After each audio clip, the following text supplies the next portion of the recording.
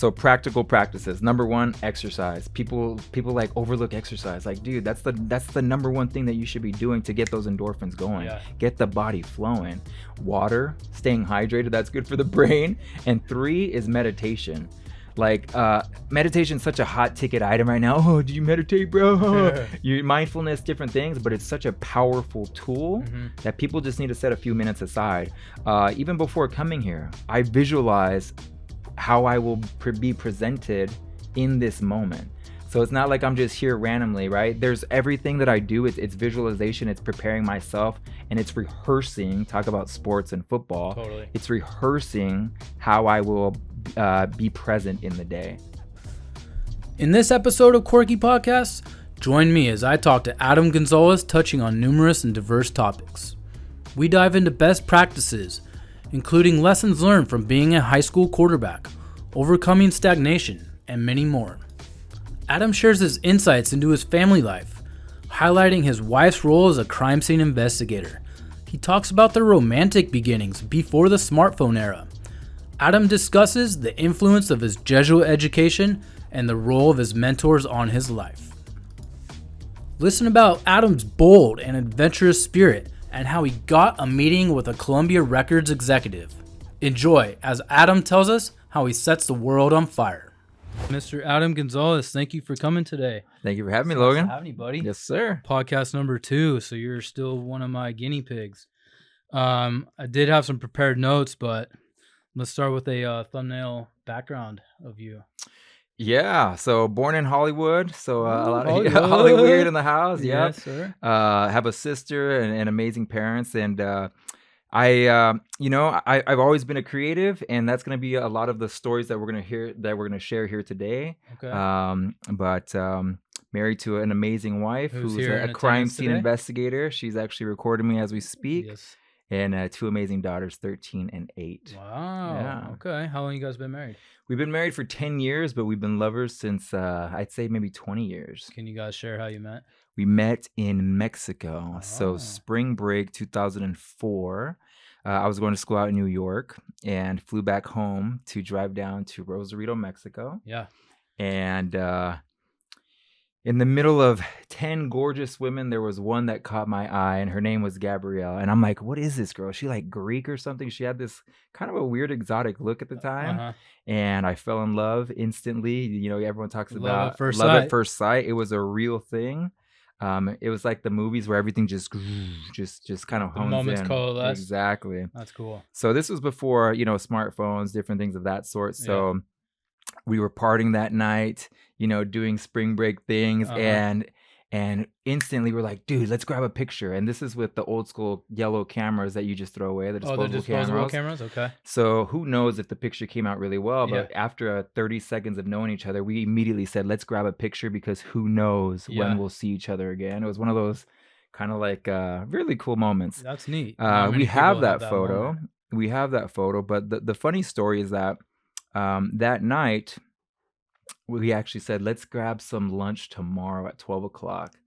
And again, there's no smartphones, so you don't know if you're just drunk off your ass, if this is just like a BS thing.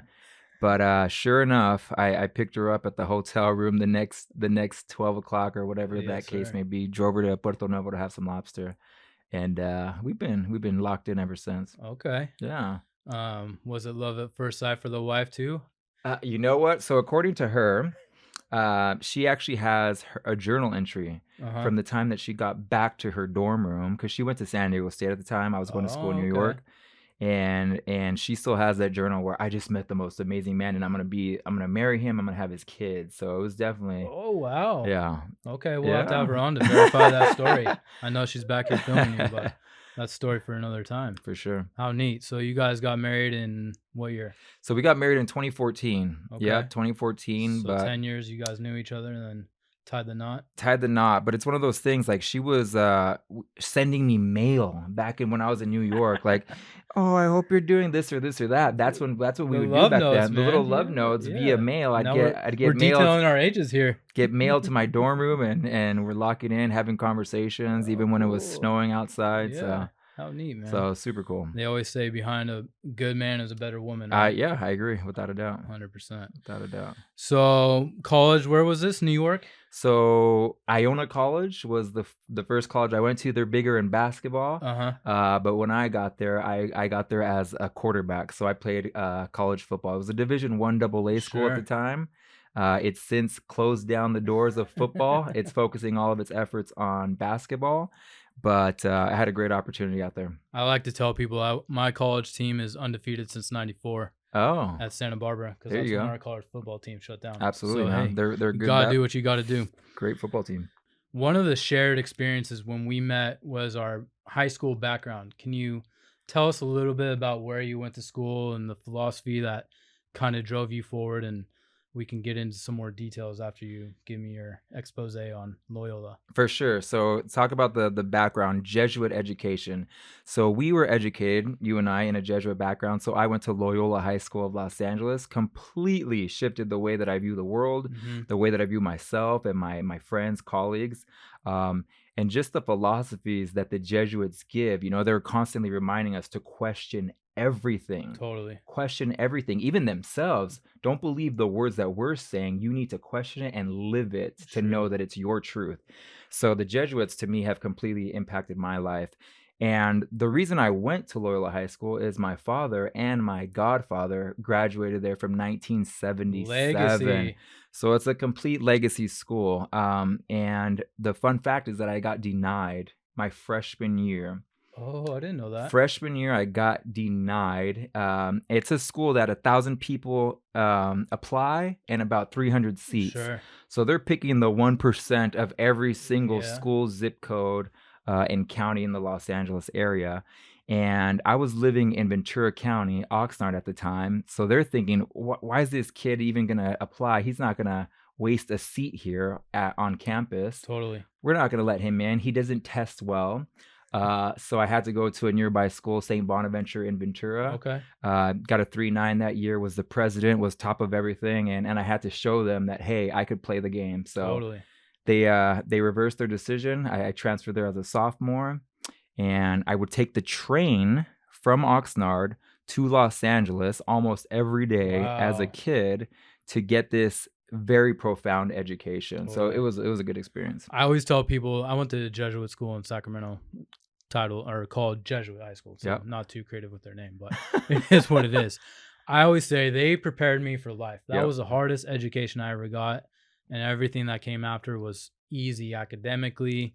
But the bigger philosophy I took was be a man for others. And I guess if we're being PC, be a person for others and always make sure that you're giving back before you receive. Right. Can you talk to me about that? Yeah. So be a man for others. They were constantly letting us know this. And by the way, Loyola of Los Angeles was an all-guys school, right? So be a man for others was PC because we were men, but they've actually changed it in modern times to be a man for and with others. Okay. Right? Because you want to eliminate this idea that I'm helping, I'm better than somebody, but whereas we're in a collaborative effort here. Yeah. So that alone has completely shifted the way that I see things. So it's not about what can I get, it's what could I give to other people? What value can I add to my community, to my friends, family? So be a man for others. Yeah. That was a huge motto. And I when I first met you, I think that was the one thing we connected and bonded over was I recognized in you immediately that you were very selfless. And it was really inspiring to see because a lot of people in today's society are, how can I get something? And that credo is, in order to get something, you got to give out into the world and you're going to receive exponentially more, right? Totally. Yeah, and I just loved everything that they exposed us to. So part of graduating, maybe you did it as well, you had to have, I don't know how many hours, 100 hours of community service. So for the month of January in its entirety or something like that, I don't know if it was the exact month, but instead of going to class, you actually had to get dirty in the community that you're a part of. Sure. So you're as a kid, as a high school student, that's not something that is natural to you, but to be dirty and get out there in the community and make a difference, that changed the way that I see the world. Sure. I remember my community service venture was going to a special needs camp for a week over the summer, and it was like at first I was like, I don't want to do this. But when you get through it, you're like, okay, I see the benefit of Right. doing this. Right. And that's the nice thing about, you don't necessarily have to agree with a religion, but the Jesuit philosophy was not just about religious indoctrination. It was about how can you be a better human while you're here on this planet. Right. Right. So I never really experienced the Jesuits as a religious muscle. It was more so of a philosophy, a way of life. And I love that we have those Jesuits in our life because, again, question everything. Even the current Pope, he's a Jesuit, right? Pope Francis. I think so. I know he's from Buenos Aires. Yeah. We'll have to fact check For sure. Fact check that. For sure. I'll have my staff on it, meaning me. We'll make sure to put that in the show notes if I ever get any. If I may, though, Logan, the Please do. biggest saying or the motto or the Jesuits, they'd always say, set the world on fire. Set the world on fire. Find your passion, find your gift, find what makes you tick, and do that into the world, because that's what awakens the masses when you are on fire. So I've always carried that with me. You know, that's a perfect segue into one of these. When I was prepping for this, I was trying to think of some observations I have of you, and one of them is constantly in motion, always being selfless and passionate. Can you tell me when you identified what you're currently passionate about? Was it a journey? Was there like an aha moment? Tell me a little bit about that. Well, I always say that my secret power, if I have any, it's that I love people. So I don't know the exact moment that I realized this, but ever since I could remember, even, this is a silly story, but even when I would watch like Sister Act 2 or some BS movie, it's like, yeah, like, dang, dude, I want to rock out in the school choir and maybe teach and empower, kids or different things of that sort. So whether it's education or coaching or guidance, I've always loved people. And I realized that is who I am. I was the kid that people would always come to for a problem to solve, or do you know somebody, or can you help me with this? I don't know what it is about me, but everybody always tells me everything. Yeah. So there's a lot of secrets People left. are vulnerable with you, huh? Legit. So it's one of those things. It's like, what is it about me that I have the gift to connect with people and to kind of empower myself, but also empower them along the way. That's awesome. That's one of those things that we met through a networking group, and your energy and magnetism was immediately apparent. And it was, oh wow, this guy comes with full energy, and I know you are. It's natural to you, and that was one of my questions. Is that natural, or is that some skill that you developed over time? Not only your energy, but your ability to be personable and to be engaging. Sure. So it's both. But let's talk about examples in my life. Number one, I'm going to go to my grandmother. My father's mother. She's like almost knocking on 90. She looks better than me. She has more energy than me. My father's the same way. So it's definitely something that you'd always see as a kid. They came from Mexico. Sure. But they're one of those people that she opened up her van and would sell shirts, pencils, whatever she could. They were constantly hustling, constantly helping people along the way. So it wasn't just about the hustle. What could I get? What I get? But everything that they did get, they found a way to better their community. Give back, so that was always something that was in their character. And maybe my father always attributes it to Loyola, the Jesuit way. Sure. Don't just be badass for yourself, be badass for other people as well. But seeing my grandmother and my father constantly on hustle mode. Yeah. And I don't say hustle in a bad way. I like it. It means you're inspired. It means you're passionate. It means you're on fire. There's different definitions of hustle for different people, right? It's not all about how much you can accumulate for yourself. You can define it as how much can I give back while I receive at the same time. So there are positive and negative connotations to the word. But I like your definitions. Is very positive. Yeah. No, I think I was blessed as a kid because I have a father who's a complete go-getter, very smart, very innovative. He makes his own way. And I have a mother who's very supportive. She's more of like my spiritual shield. Mijo, I'm praying for you. I'm this and this and that. So I have the best of both worlds. Dude, I have the force field, It's someone who's told me, you know what, Adam, God helps those who help themselves. My father. He's always like, go get it. And it's my mother who says, you're taken care of, you have this force field around you. So I have the best parents. I'm very fortunate for that. You are. I've met your father, and he is as you described and more. Yeah. So he's definitely a very good influence. Are there any other influences you can credit or give, I'll say, you can give credit to for shaping you? They say that, like, you are the sum of your 5 best friends or the 5 people you keep around you. You mentioned your parents and your grandma, and I'm sure your wife's in that. Are there any other influences within your sphere that have helped mold and shape who you are today? For sure. So I'm gonna go to his name is Michael Porterfield, but Coach Porterfield. He was my history teacher. No, I'm sorry. Gosh darn it, what did he teach me? Taught you how to be a quarterback. Dang, I'm sorry, Coach Porterfield. But you know what? I'm gonna just say that he was more of a philosophical mentor for me. Sure. From telling me that he's gonna bench me if I throw another pick in practice. There was a time when I was a sophomore and I threw maybe 2 picks in practice and I smiled. It wasn't because I was disrespecting the bad play. It was because that was my way to psychologically get to the next play. Compartmentalize Exactly. and move on, right? But he's like, boom, I'm going to sit your ass because you're getting too comfortable at QB1. And he's always pushed me extremely hard. He also gave me The Alchemist. Adam, you need to read The Alchemist, Paulo Coelho. Yeah. So he's kind of the dude that's always set me on this journey of I don't want to use spirituality so loosely, but it's more on those terms, life philosophy, the right? life philosophy, Sure. right? And then on more practical terms, my mentors, Nick Sornicola and Blake Mallon. So they've generated over $2 billion worth of sales Wow. in their own right. And I've helped do that with them. But it's having these mentors that are performing at a high level Sure. that are saying, you know what, Adam, I see something in you. What I teach you, please go teach others. So it's a Yeah. cool thing. It's kind of in line with your life philosophy. Exactly. Yeah. Receive and give back and put it out in the world, and you're Yeah. going to receive exponentially more, right? Right. Absolutely. Awesome. You've mentioned being a quarterback a few times. Are there any life lessons you learned from being a quarterback or having that experience? Because there's not many people that can say they've been a high school quarterback. You think about it, and that's like, oh, you were a high school quarterback. You were so popular. You got all the girls, or whatever the cliche is. Tell me about being quarterback, but more importantly, tell me how it's given you an insight into life. Sure. So I'm gonna give a broad answer and then we'll kind of tie it in. But I want to paint the picture. I was a quarterback of a Division I high school. Division I high school who was Sure. top of the top in the nation. Yeah. And we were competing against the biggest schools like the Bishop of Mott's, the Mater Days, the Day. Long Beach Polys. Yeah. And this is when every single school was at their prime. I was the rising quarterback behind Matt Ware. Matt Ware was California State Player of the Year. Okay. One of the highest rated prospects out of high school. He went to UCLA. Like a 5-star prospect. 5-star prospect.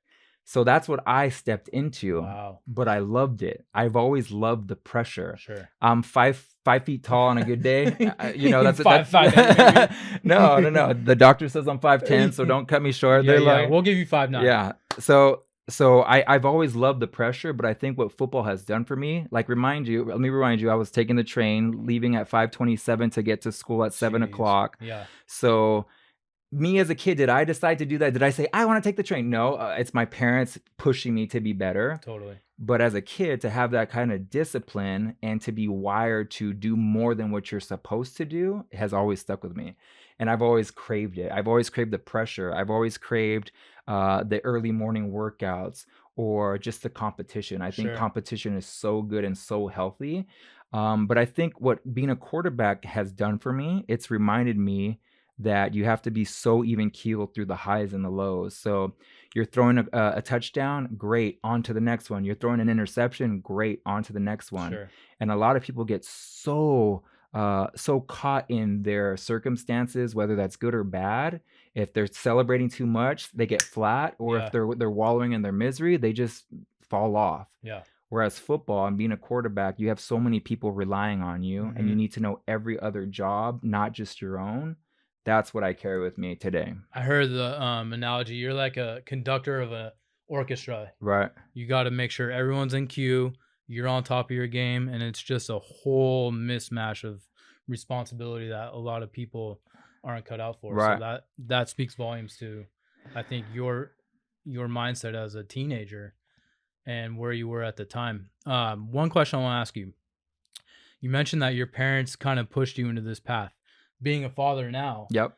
do you have the same approach with your daughters, pushing them, or where do you draw the line? Because you don't want to be that guy on the sideline yelling at the refs and being the helicopter parent. So tell me about your philosophy as a father. My philosophy as a father, I think it's my job to serve on a platter different flavors for them so they could smell the aroma of what could be, and it's their job to grab it. Sure. So it's my job to expose them to as many things, and I always tell my daughters it's your passion that you have to follow, not mine. So start listening to what feels good to you. This is a very tangible example. My 13-year-old daughter, she's currently in a play, her first real play with adults and a cast, as opposed to summer camps or kid plays. A little more pressure. A little more pressure. And she's rehearsing till 8 o'clock, 9 o'clock at night. Wow. And that's a part that I love because she's stretching herself, whereas you could easily be at home, maybe enjoying a nice little couch and television, but you're just on this grind mode right now. And I tell her that there will come an end to it, but it's my job to stretch as much as I can, but to a point where it's not going to be detrimental, where they could feel the successes of it and they fall in love with the process. Awesome. You speak of successes. Are there any failures or obstacles that you experienced along the way that you saw as an opportunity to propel yourself forward? When I ask this question, or I think of this, I think of The Obstacle is the Way by Ryan Holiday. And I think that's a really good book for people that get stuck and they don't know how to work themselves out of it. So tell us any time or any obstacles you face that you turned into an opportunity and helped make who you are today. Sure. So I think the one that's in most recent time, because we could talk about sports, different things, but the most recent time, I think it was 2018. And I decided that I no longer wanted to be in the education field. I no longer wanted to teach. I no longer wanted to coach football because I loved it and it was passion.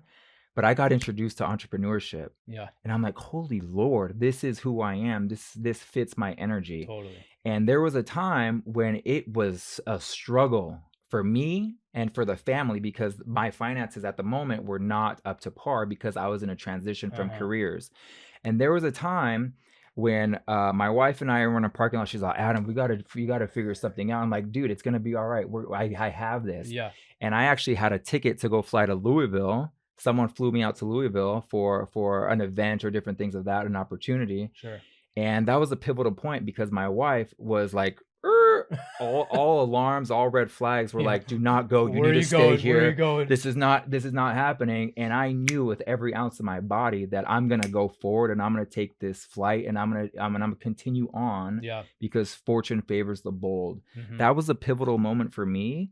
I realized that a lot of people, they get stuck and flat, whereas you need momentum. Sure. Success needs momentum. It needs you to be fearless and kind of dive right in. Whatever you're doing, you have to go all in.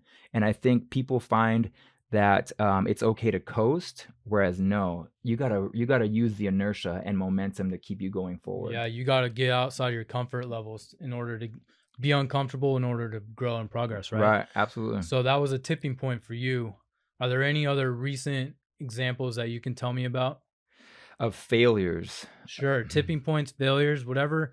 So the point of my podcast is to take my network of people who I know, and obviously I don't know or have access to the top 1%, but I think there's a need for successful people that aren't the Jeff Bezos, Elon Musk.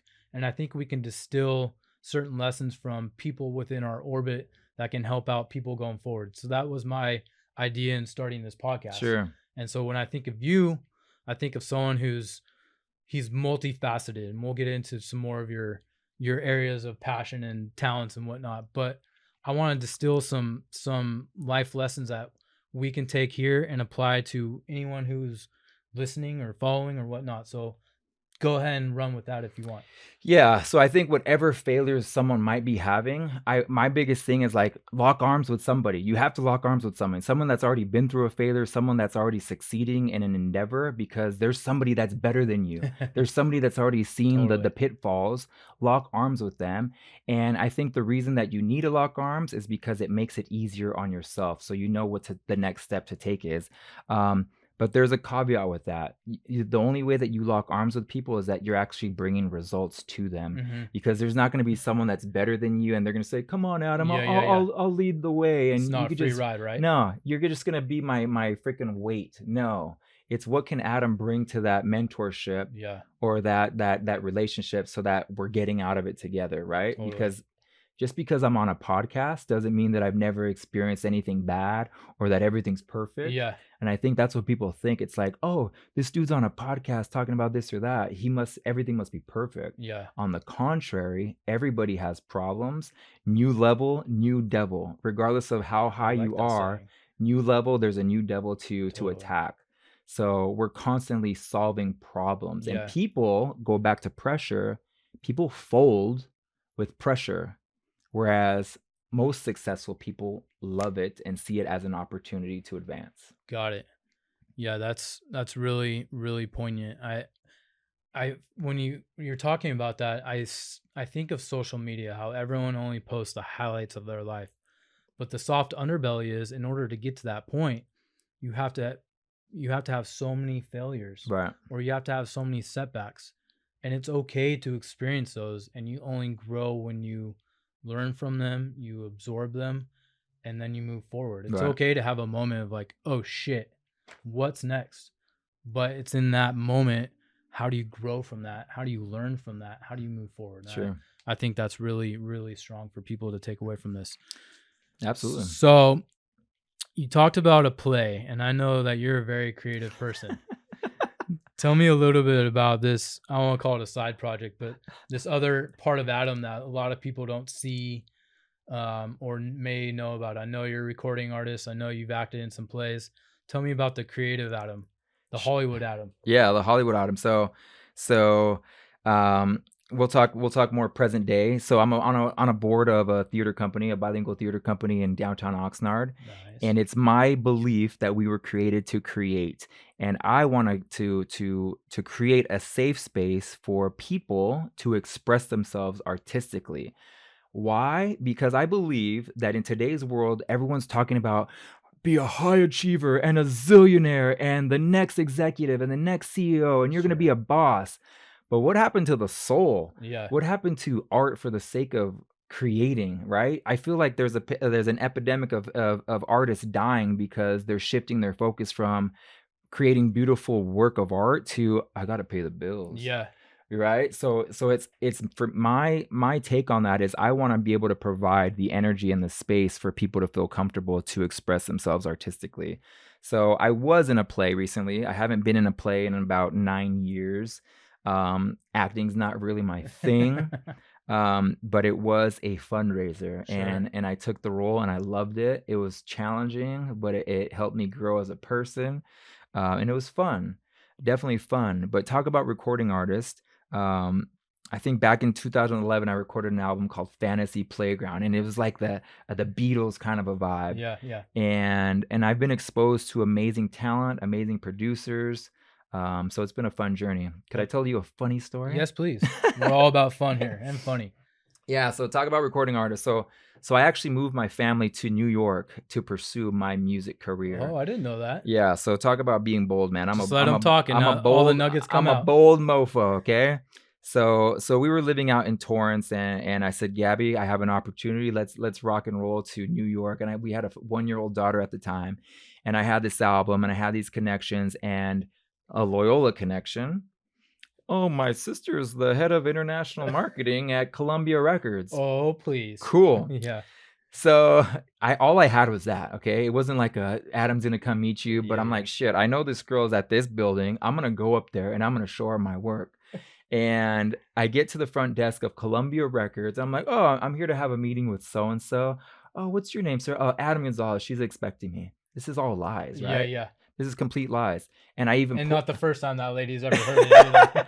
And I pull out my ID. Here's my ID, right? So I'm what's the word? What's my dad always says this. Obi-Wan Kenobi. Okay. So I'm like brainwashing her to believe that this is here I am and here's my ID and she has a meeting with me right now. Fake it till you make it, right? Exactly.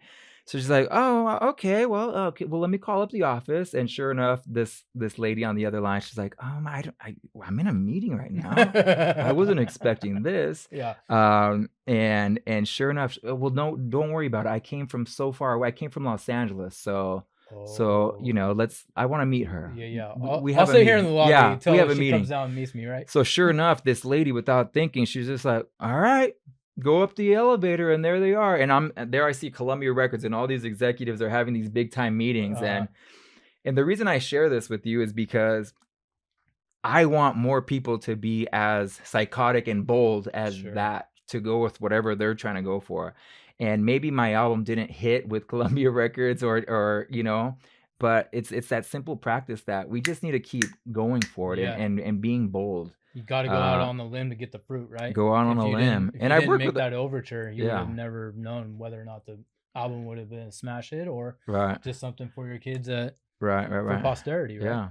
And I've written with some cool people as well. Some fairly big names, but it's been fun. Good. I want to go back to giving art to today's kids, because I share that sentiment. I'm not very creative myself, but I feel like art and artists and the ability to create has been subsumed by, like you said, the achieve. You need to do this in order to get to X.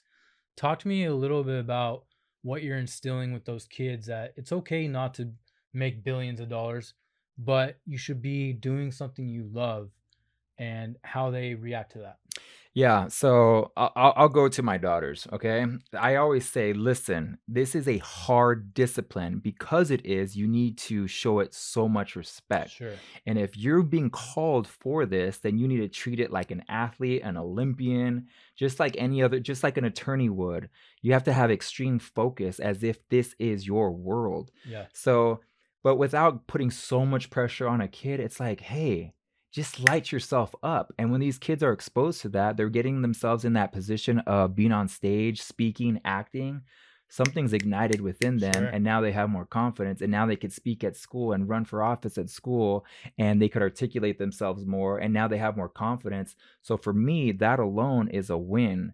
We don't always need the huge wins of, they've got an Oscar. No, dude. You're putting life lessons for something else that might parlay into a future career. I mean, it could be you're getting over the stage fright, and you might be an attorney and you're in court speaking in front of a judge who is gonna yell at you and do whatever. But if you have that confidence, I've been here, I've done that, I'm not gonna shrink from them. Right. And now they know how to speak. Now they know how to share stories. So talk about the attorney that's up there commanding a room, commanding an audience. So it's pretty cool, man. I can say from experience, there's not a lot of attorneys that do command the room, that do command the presence. And some of the better trial attorneys I know, actually one of them does come from a theater background. And there are life lessons you can learn along the way. You don't have to take a set path in order to get to some objective. You have to be flexible, and be able to just absorb everything, and life's going to open up doors for you. And it's up to you to go through that door, right? And I think Americans specifically, I'm being very stereotypical. That's okay. But I think Americans, the way that we are raised, our psyche, it's our number one thing to achieve for either accolades or for money or prestige. Whereas the majority of the world, it's like, bro, we are on a life journey here. How about we enjoy our life? Yeah. So it's not always about this grind. It's simply like, can we have lunch together? Sure. Can we grab a wine and just talk? Sure. Without an agenda. Oh, I should have got some wine for you. Yeah.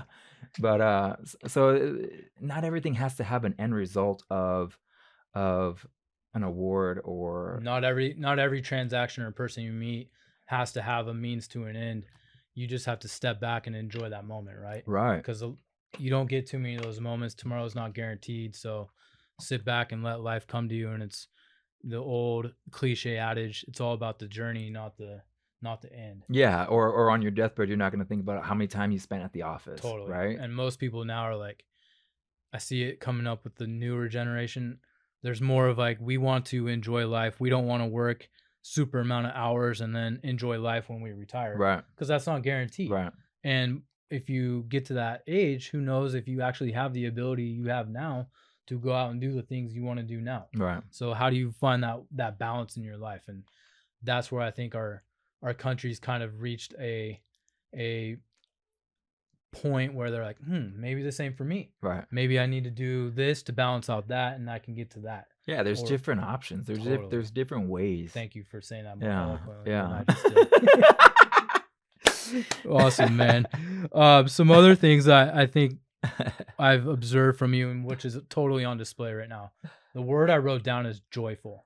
Have you always been joyful? Like you laugh, you have fun, you're energetic, but the word joy comes to mind. Even in our morning meetings at 7 a.m., most of us are like, ugh, it's too damn early to do this. Adam's like, hey man, welcome to BNI. We're just gonna do this. Like Adam's on ketones again. No, that's just Adam. So talk to me about joy and where that came from, or if that's natural or whatnot. So if you look at my baby photos, I'm gonna go back. I always have a big cheeser, right? But then life kicks you in the butt. So I'm not always joyful. Some people would always would argue that sometimes I look serious, or if I'm not focused on being intentional about being joyful. But I think overall, my spirit is a joyful spirit. But I actually rehearse these things, meaning I train my body to find joy, or I train my mind to find the little things that could get me through the day or to bring me joy. Because if we don't do that intentionally, we get smacked around every single day. So there's a part of me that natural, without a doubt, that's who I am as a human being. But then on the flip side of that, I actually train my mind to find the joy and to bring the joy in whatever situation I'm in. So that's a good lesson we can learn from you. How do you intentionally train yourself to reframe your thoughts or to be joyful and to not let the negative experience drag you down or just kind of control your day? What types of practices have you utilized?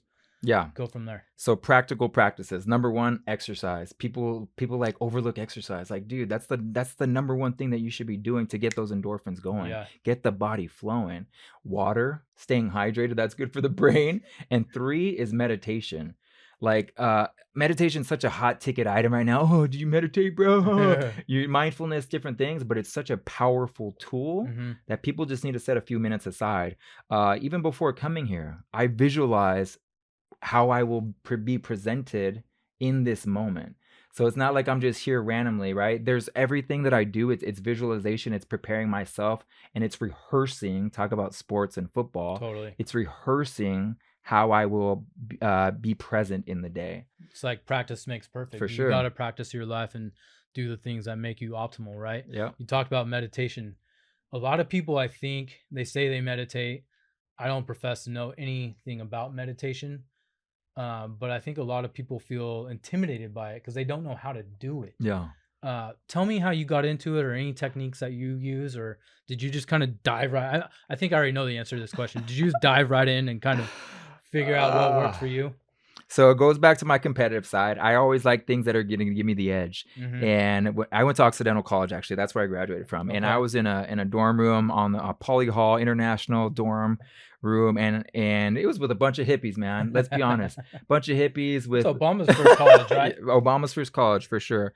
And I got exposed to Eastern philosophies in different ways. And I'm like, dude, this makes much more sense. People seem happier. They seem more centered. They're in the flow state. Sure. So I wanted to practice it. And then go back to Coach Porterfield, who would always mentor me with mindfulness. So it started there. And then I just started practicing more and more and more. And now it just becomes who I am. Sure.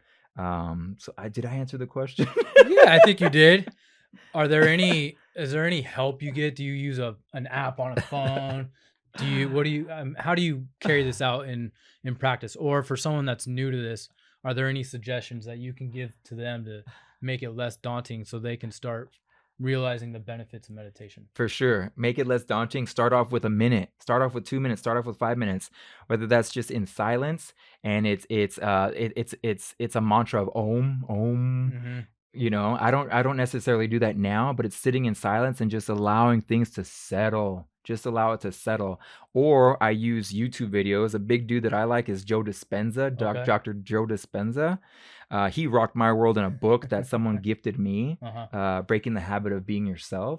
But there's so many guided meditations, and it's not, you don't have to do it for half an hour. You could do it 5 minutes. Totally. And then you'll start loving how you feel. I was, before you got here, I was having a kinetic day, and I just felt like a pinball in my head.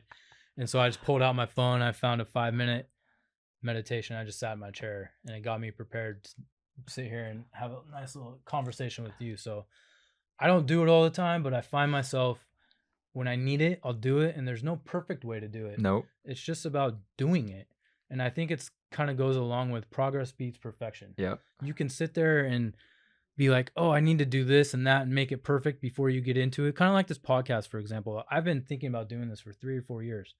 I need to have the right equipment. I need to have the right lights. I need to have the right guests. And at some point I was like, fuck it. I just need to start interviewing people and the rest will take care of itself. So I think you obviously need to prepare, but at some point you just need to get past the preparation stage and dive head in and trial and error your way through it, right? I agree. So my wife says this all the time. She says, you have no fear. And I don't overthink things. I see something and I just go with it. Sure. And a lot of people, the analysis paralysis, are like, I don't know, maybe they'll think of this, or maybe I'm saying the wrong thing. Whereas I've always had this notion like, dude, fuck it. Just do it, Just right? do it. Because you're going to advance much farther than the person that's analyzing every data point. And so that's a gift I think I have. Maybe I'm a little ignorant, but I like it. Well, no, I think you're right. I'm not so much of the person that has that gift, but I think I've come to a point in my life where I'll reach the cliff and I know at some point I just need to jump off of it. If you say, for example, your daughters don't have that gift, or someone comes up to you and is like, Adam, I kind of am paralysis analysis, whatever you used. What words of encouragement, what tools, what could you tell them how to overcome that fear, how to make sure that they're moving forward and not just being paralyzed by a decision? Damn. Okay. So that's really, really good. I think it has to do with motion. Motion creates emotion. So typically the people that are constantly analyzing, they live in their head. Yeah. They live in their head, and they're not the ones that are physical with their body. They're not the ones exercising. They're not the ones in combat state. So sometimes they need to get on it, whether that's a run, an exercise, something that's going to give them the power to just act. Because most of the time people have hesitation because they're so sedentary. Mm-hmm. And now the water is still, and now mosquitoes are all over. You know what I mean? It gets very muddy. Sure. As opposed to just attacking it. And if I was to hypnotize somebody, it would be, let's go for a run, or let's get in motion, because motion creates emotion, which will create action, which will create a decisive movement forward. You know, that's funny. In one of my observations, word for word, constantly in motion. That is my quote. I want to play devil's advocate though. Does anyone ever ask you like, Adam, can you dial it back? Can you turn it off a little bit? Because not everyone is wired to be as engaging or to be as emotion as you are. That's not their natural person. So for those people that aren't wired like you, what's your response when they're like, hey man, just take it down a few notches? For sure. So first and foremost, I know when to dial it down, right? I'm not going to be this energetic dude at a funeral or different things of that sort. So there's different flows, there's different states, but I think for the most part, I like to elevate a room. Sure. And if people don't like that, or they're kind of turned off by that, that's okay. Because what I've found is that my vibe attracts the tribe, as they say. It's kind of BS, but it's true. So for the people, if you're asking for the people that aren't like that, I can't change, although I do know how to adapt to someone that's speaking to me in a different way. You can read the room. I could read the room. You're not always on all the time, and where it can be off-putting. Right. Absolutely. Yeah, I think that's a skill that a lot of people have to develop. Like for me, I had to learn how to be more proactive, and some people that are naturally proactive or maybe considered impulsive. Yeah. So they need to learn to step back and analyze their decisions, because sometimes analysis actually leads to better decision making. You can't always be decisive. Sometimes you need to step back and actually think about it. Right. I agree. Totally. I agree. So we went through Jesuit, Occidental. What are you up to nowadays? Besides drinking some water, healthy water. Did you ever see that YouTube? Actually, sorry, funny story. I don't know if you guys know Ronaldo is a soccer player, but he just got off a game and their Coke was sponsoring it. He looks at it, picks it up, and he's like, "Drink water." I'm sure Coke was like, yeah, fucking Ronaldo. Yeah. But only Ronaldo could do that. Sure. Drink water, everybody. Drink water and drink ketones, actually. So what am I up to these days? So my buddies and I, we have a couple businesses nationally and internationally. So I've been working on that a lot. I've also found a huge passion for mentorship or coaching. So one thing that I love is networking, and I love coaching people the skill sets and the mindset of networking, because it betters their life, it betters their business, it betters their overall well-being. So something that I've been called on lately is to mentor and coach teams and organizations on the power of networking. That's awesome. How did you, I won't say fall into that, but how did you get from being a coach at the high school to, I know you were involved in some working in the legal field for a minute. How did you get to the point where you're at? Did you kind of see the writing on the wall? I know you had a tipping point where you went to a conference, but from your journey, how did you get to, oh shit, I want to be a consultant or a coach and get into networking? Talk to me about how you figured that out. Because everybody's problem is on the other side of influence and relationships. Everybody. And networking is the number one way to solve every person's problem. People always come to me for a connection or a contact to solve their problem. And guess what? I not that I own, but I'm largely responsible for that connection. And now that people know that I'm the connector, all of a sudden, naturally, givers gain. My businesses flourish naturally. So it's a beautiful ecosystem. It's a beautiful ecosystem of connecting individuals, and everybody is advancing and increasing their net income or just their overall lifestyle. I feel like Malcolm Gladwell should have wrote about you. There you go. You're a connector for sure. Awesome, man. So this coaching thing, when did you start becoming a coach, consultant, and mastering the networking? I know there's no such thing as mastery, but you are perfecting it, and I know it's a practice. Tell me a little bit about your evolution, what you started with and where you're at now. Sure. I'm going to say that started in maybe 2015. Even when I was in the education field, I was booking little TED Talks and different things. No. TED-like talks with heavy hitters, millionaire networkers, or the largest entrepreneurs of the time. So I've always had a way to bring people together and do seminars. I would always host seminars, have people pay for seminars just to hear people speak. And I think recently I've decided this is actually a huge career opportunity and also a business opportunity for everybody to advance. So the answer is it's an ever-going process, but recently there's been a huge demand for my skill. That's awesome. Now, networking, the old school networking was person to person. Do you still advocate that people get together in person and do the person to person networking? Because a lot of people are now doing it over Zoom or some type of remote appearance, and I still feel like the person to person is the most effective. Tell me what your thoughts on that. I think it's number one. I think it's the most magical touch, right? We're here one to one. You could feel my energy. You could see my eyes. You could see there's more of a connection, right? I'm not hiding behind I'm lost a screen. In your big brown eyes. There you go. I'm not hiding behind a screen, and there is that magic. So what we always talk about is visibility, credibility, profitability. The more visible I am to the community, the more people could trust me, the more that I'm given opportunities to be credible. And then all of a sudden, profits start coming in. Got it. So it's this idea of if we're a one-to-one, we build greater trust. And in that process, the more you trust me, the more you're going to refer business to me naturally. Definitely. Now, I don't want you to give away all the secrets, but when people come to you and they're like, Adam, I'm scared to go meet people, or that's just really not my wheelhouse. How do you get them out of their shell and to get them out of their comfort zone to start the process of being more engaging, starting to find and grow their network? Sure. So first and foremost, I invite them to different organizations or groups that I'm a part of, or I invite them to jump on a call with me, and we'll walk them step by step. I think my pitfall, and my wife would agree, is that I don't really let people get down, or I don't let people like, Adam, no, let's just go. You're going to have a blast. And they end up loving it. So it's this idea of just take that first step. There's no pressure, dude. It's not like some rigid networking thing. It's about building relationships with people. Yeah. And everybody has something that makes us tick. It's just a matter of what makes Logan tick, right? Because this is a genuine connection. Yeah, totally. So, and I know a lot of people get scared of the word networking.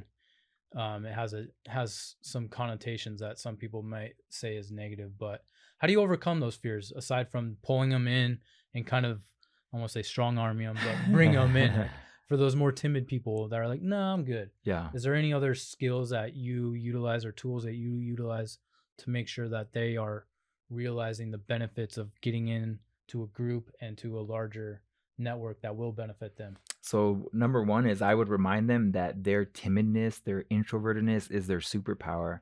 So all these people that, "No, that's not for me, dude. Dude, that is for you." Yeah. And the introverts are the biggest networkers because they listen the most. So I always remind people like, be you, be the quirky you. If you're not yelling off of mountaintops like I am right now, be the quiet person, because you're going to find that you're still going to gain business and a strong network being you as a unique self. So I think that's perfect, because a lot of people, they look at someone who's successful and they're like, I have to emulate him yeah, or her, or I need to be more like X or Y, rather than looking inside and being like, okay, this is who I am, right. and being comfortable with it. And that for me took me a long time to actually realize it's okay that I am this way, and people will be attracted to this. I might not be the loudest person in the room, might not be the most extrovert, outgoing person, but there are benefits. And if you own who you are, if you become comfortable in your skin, to quote Atticus Finch, I think you're going to realize better benefits, right? Because you're one of one. Yeah. There's no one on the face of the earth that does you better than you. And I think if people bring that mindset to any situation they're in, they're going to find good fortune in that. So how do you go about reinforcing that message and instilling that confidence in those people that are like, I see that, but I see you out there getting all these connections. I need to be more like you. How do you dial it back and say, no, that's not your superpower. You need to be you. What's the message you convey to them to reinforce that? Number one, just to be an all-inclusive kind of a person, right? Like, I think the biggest thing that people love is when they feel welcome, because we always want to be in positions or environments where we feel loved, welcome, taken care of. Just as humans, we are scientifically wired to feel connected. So if there's a person that's timid and they don't like Adam's vibe or flow, rest assured, I will speak to them how they would like Yeah. to be spoken to. But it's just a matter of, listen, Logan, maybe you're not as hoorah, but I actually know someone that is looking for an attorney. and all of a sudden you start getting into this flow like, dude, I feel welcome. I'm getting business, or I'm Yeah. building connections. So I think it's just a natural process, man. That's It, awesome. it can't be You forced, kind of have but to it is mirror the natural. people, but also listen to them. I think that's one thing a lot of people, the simple act of listening and actually actively listening Right. and listening to what the person's telling you is going to be one of the most magical tools that you can use to get more friends, become more confident with yourself, grow your business, put it out there, and you're going to be fine. Yep. Talked about some of your influences. Are there any podcasts, books, I know you've mentioned a few, that you can recommend to people that might help them grow their network if they don't have access to Adam? They are just getting started and they're just putting their feet in the pond. What are some resources people can listen to, read, that would help them learn and incorporate what you're teaching? Sure. So I'm going to go to the book that I alluded to earlier, Breaking the Habit of Being Yourself. So you just talked to me about someone that says, I'm timid, I'm shy. You need to break the habit of being yourself in that mode, right? Something that I loved about that book is that it says that scientifically 99.9999% of life is energy, and the 0.0001% is matter. And most people focus on the physical matter as opposed to going deep within themselves on the energetic level and recreating who they are or who they want to be. So if being timid isn't working for you, it's time to recreate that. Totally. There's a huge part of me, Logan, that isn't so natural to want to network. I don't believe it, man. No, it's something that you actually have to become, because if you want X, you have to change and become this. Sure. So, or you have to, if you are unwilling to change, you have to work on those qualities that are going to help you get to that point. Right. Because a lot of people are reticent to change, and changing people is difficult. But if you can figure out your skill set, perfecting that skill set, that's going to help you advance in the long run. Right? I agree. Cool. So you mentioned a book. What are you listening to right now? What's on Adam's iPhone or Actually, you're not an iPhone guy. You're an Android guy. What podcast are you listening to? So this is a well-known podcast. I'm not bringing anything new to the table, but the School of Greatness podcast. Like I freaking love every guest that's I haven't on heard there. it. The School of Greatness. Check it out, man. Okay. Check it out. But they have the greatest guests, all different topics, and it's so well constructed that you learn so much from it. And it's Lewis Howes.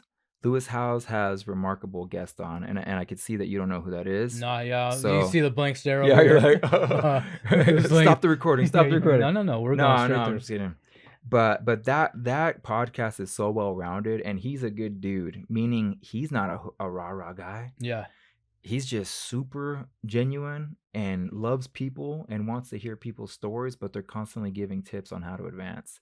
The other podcast that I love right now is my wife's podcast. She has a crime scene podcast. Okay. Yeah, she's a CSI, and she has a Oh. podcast called The Walls Do Talk. The walls do talk. I'd hate to be within those walls. Dude, so it's a wild podcast, and if you like scary stories or crime scene stories, if that's your thing, definitely check it out Where can we find it? at thewallsdotalk.com or on Okay. Spotify. So Awesome. So you mentioned some tools you use: water, exercise. I almost said eating right, but you're drinking ketones. What are some non-negotiables in your life that you must do to help you feel optimal in your daily life? I'm gonna go very real with this, okay? I'm gonna go very real, and I'm sure if you ask anybody else, they're not gonna answer it. But I need to make love to my wife at least once a week, or you know what I'm saying? Like that is a fact. That is a Yeah, fact. we're humans. We're humans, and there's a connection, and that is my foundation. Mm-hmm. And a lot of couples they forget this whole flow, Yeah. and then the rest of their life goes haywire because they're not paying attention to the core of who they are. Sure. And marriage is a tough one, right? You have two people with two different lives, two different visions that have to come together, and your life is based all around that. So for me, a non-negotiable, and my wife knows it, is She's not getting red, I promise. is Adam needs his to connect with his partner in crime, because we do everything with life. So that's number one that I think that pops to mind. It's like I hate to say the word I need it, but it's something that I hold I sacred. mean, we're humans, though. Yeah. There's no. I mean, you talked about the American culture, and some people will say we're sexually repressed, and Europe is more open about talking about sex, Yeah. and we're uncomfortable with it. But it's true. When you have a baby, they need the skin-on-skin contact, right? As humans, we need intimacy. We need connections. We are people that need tribes and community. Yeah. So I don't think you should be ashamed of that answer. I think it's a very, very awesome answer, and you're probably going to be the only person that says that. and it breaks my heart when you have married couples that are paying more attention to the kid or different things, because then it's like if the parents are happy, the kids are happy. Yeah, But if the parents aren't, then that's where shit hits the fan. sure. So that's definitely something. It says stay locked in mentally, spiritually, physically with my wife for sure. I think that's an awesome piece of advice. What are some other non-negotiables? I know you love to exercise. Are you one of those people that does it at the same time every day, or like me, where if I can find 30 minutes, I just get it in when I can? I like routine, and I used to not like routine. I used to be some fluid man, but then I realized that a calendar really makes me more free than not having one. Sure. So it frees up my life and my mind when I'm on a calendar. But I like waking up at 5 a.m, working out at 6. You're one of those people. Because I'm programmed that way, Yeah, right? yeah, And yeah. if I don't wake up that early, I feel like, dang, dude, someone beat me. Uh-huh. I mean, not to be that extreme, but I'm getting beat in the game of life because there's a competitor, whatever that Totally. means, that's already up and attacking the day. So I used to try to do that, and I found the benefits of it. But when I wake up at 5, sometimes I just am like, my body needs another hour of sleep. So I think there's multiple ways to skin a cat, right? Not everyone needs to wake up at 5 and hit the gym. There are ways to make you feel better. And some people will say, oh, that's the only way to do it. Like Yako gets up at 4:30 every day, takes a picture of his watch, and he's in the gym. There's different ways to do it. But I think the one thing we can extract is having a routine yeah.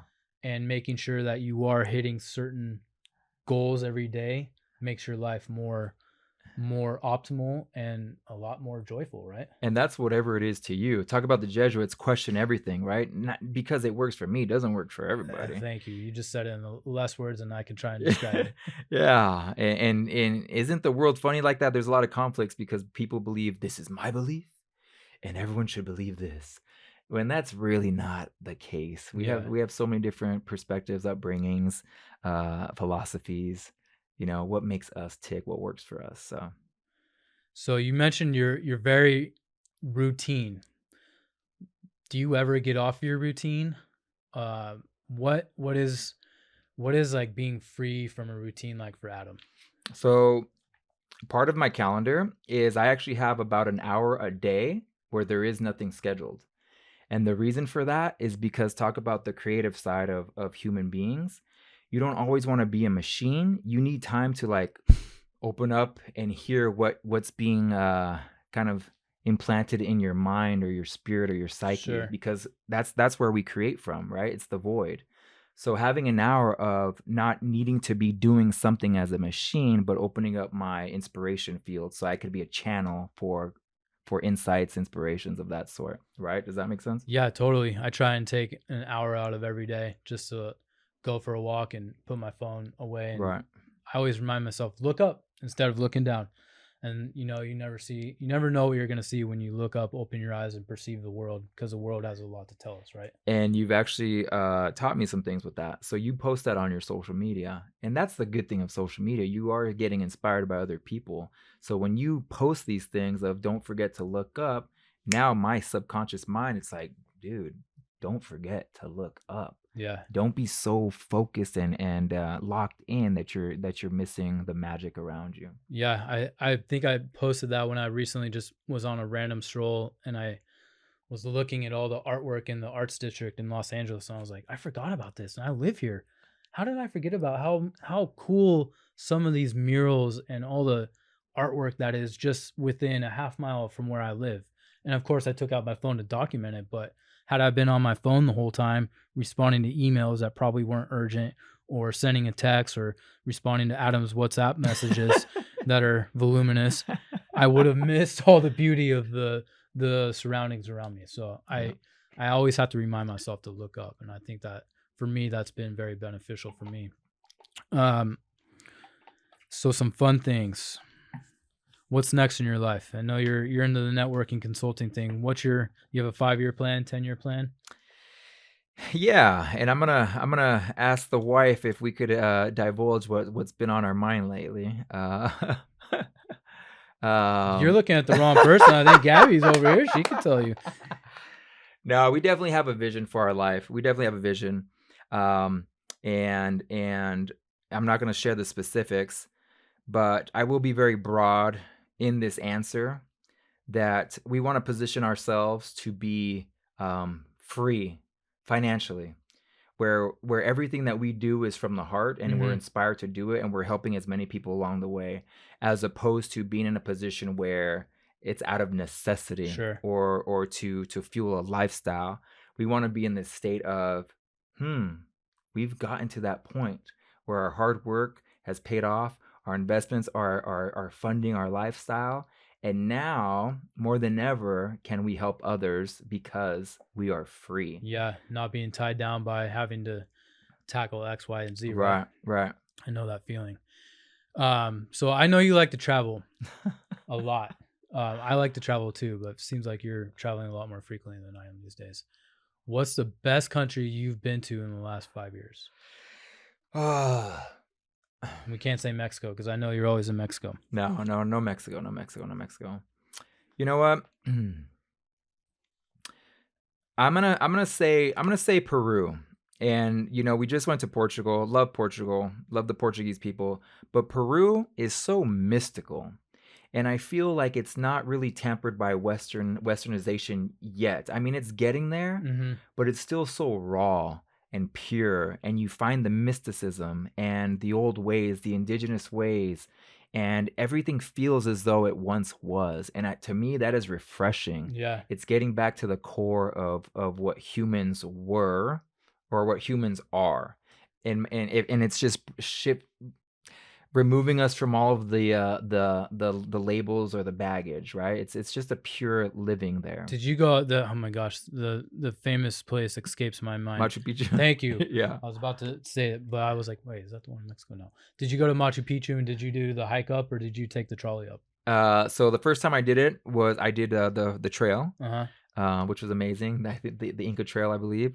But what I would recommend to your listeners is to, in advance, schedule going up to Huayna Picchu. Huayna Picchu is actually the peak that everyone takes photos of. Okay. Most people just gather around in the base camp of it all. Do the Instagram picture? Yeah, do the Instagram picture. Whereas if you really want the photo, go hike up to Huayna Picchu. And I think only like 250 people could do it a day or something. Okay. That's wild. Okay. That's wild. That's neat. That's a nice little tidbit to know. Uh-huh. What's another country that you are looking to go to that you haven't been to? I'm gonna go with Japan, because Dude, me too. let's go together, man. Yeah, that's a beautiful culture. The food, the customs, just the different philosophies. I'm a big philosophy guy. If you haven't heard those tones, couldn't notice. If you haven't heard those tones, but that's a place that I really want to trip out on is Japan. Yeah, for sure. And by the way, my kids love all that. Like they love the food. So I always see the pictures of your kids ready to rock and roll. They're ready for adventure. They're ready. They're ready Took for after sure. their parents. What's your guilty pleasure? I know you're super into health and fitness, but you told me earlier, I think last week or maybe the week before, you got off track this summer and you're having your family hold you accountable on what you eat. What are your guilty pleasures when you're kind of not trying to maintain your fitness, or you're just like, you know what, today's a cheat day? Cool. So if we're gonna go with foods, my guilty pleasures are burritos. I love burritos. Who doesn't love burritos, man? Hey, it's like 3,000 calories. I love burritos. I'm not a huge beer drinker, but I love beer when it's time to enjoy beer. I love my mother's lemon bars. She makes the best lemon bars and oatmeal raisin cookies. Okay. Still the healthy version of Yeah. cookie. My wife's the one that's always, she eats like a rabbit, she's always eating the healthy salads and different things of that sort. So she's disciplined, more disciplined than I am in that regard. So when I do let myself splurge, those are some of my go-tos for sure. I like that. If you could interview 1 to 2 people that you haven't talked to, I know you've put on a bunch of seminars. And I actually have a follow-up to that. Who are 1 to 2 people that you would like to talk to? 1 to 2 people I'd love to talk to. Number 1, I'm going to go to my artistic side. It's Paulo Coelho, the author of The Alchemist. Okay. Now, the reason is because I've always been enamored with his storytelling and his life. He started his career as an author in his late 40s, I believe. Wow. So he never gave up, right? There's time for There's time for everybody. He always wanted to be an author, and he had his first break in like 46, 47. And he's always been nomadic on the go. And I believe I really relate to that kind of a flow. Sure. I don't like to get bogged down too many places for too long. And I just love the way that he writes. He touches the mind, he touches the heart, and he's really impacted a lot of people. Yeah. So in terms of my artistic side, I think Paulo Coelho would definitely be one of those. And I'm going to go with something that is controversial. I actually want controversy. Yeah. I want to speak to what most people consider the devil, meaning the likes of a Hitler. The reason is because what is going on with this man? He needs a hug. I want to know where in this entire process does he think? Why is he acting the way he does? So there's things like most people just want to talk to the saints. Mm-hmm. I also want to speak to the people that are on the opposite end of that, because there's so much to learn, right? Yeah. And I'm judging it in a bad way for what has happened in history, but there's a part of me that's like, what is really going on in there? You know what I mean? Yeah. So that felt very controversial coming out, but there's a part of me that's like, hey, you're raw and real, so hey, yeah, you got to stick with what works for you. There's a part of me that's always been how should I say this, intrigued by by that side, right? Yeah. It's not always rainbows and butterflies. There's another side to life. Yeah, there's definitely some actors in life that don't have the best intentions, and to not understand what's driving them is not helping humanity, right? And I wonder if he was alive and you had more people that wanted to speak to him, maybe he needed to be heard. You know what I mean? It's one of those things. Like, what if he had someone to speak to him or freaking hug him or something? You know what I mean? Yeah, I don't know. I think a lot of psychologists have debated this for a long time, and if they had the opportunity to interview him, maybe the answers would have been had. But that's, never know. Right. Let's see. Oh, you already answered all these. Oh, I know. I wanted to follow up. You talked about putting on seminars, and it seemed like it was just super easy for you. And I know a lot of people have tried to put these on. The practical side of putting these on. If people want to go about and try to get seminars put on, give me 3 pieces of advice or 3 practical tips for people that want to put those on. And there might be some selfish interest in this question. Sure. So number 1 is negotiate pricing, and that has to do with relationships. How can 2 people or 2 parties leverage each other? You may have the venue. I'm going to bring the crowd. Can we negotiate the prices of the venue or work something out at the door? Number 1. Number 2, it's having the relationships with really cool people that are going to add a lot of value to your network. And number 3 would be, this is really silly, man. You got to set the tone and set the vibe of seminars, because I've been to a lot of seminars. It's just like, oh, bro, Yeah. it's ridiculous. There's no music to get the flow going. So it's something that you want people to feel an emotion to, so that they feel, I felt something. I want to go to the next one. I want to share this event. So practical, know somebody, leverage their location or leverage the cost of that. Number 2, get some really cool talent to it. That's going to add value, because there's so many seminars. Like, dude, really? Did I just spend money for that? Man. Did I spend money for that? Totally. And number 3, I think where a lot of people miss the boat is they just have speakers speak. Yeah. It's like, okay, you gotta set the vibe and make it a whole experience, right? Yep, for sure. Music and all the fun stuff. DJs. Are we gonna do an event together? Yeah, if you arrange it, I'll be the talent. So I kind of stole this idea from a podcast called All the Smoke. 2 of my favorite basketball players, Matt Barnes and Steven Jackson, called Quick Hitters, but I won't shamelessly steal. I am shamelessly stealing. 5 people you'd want to have dinner with, dead or alive.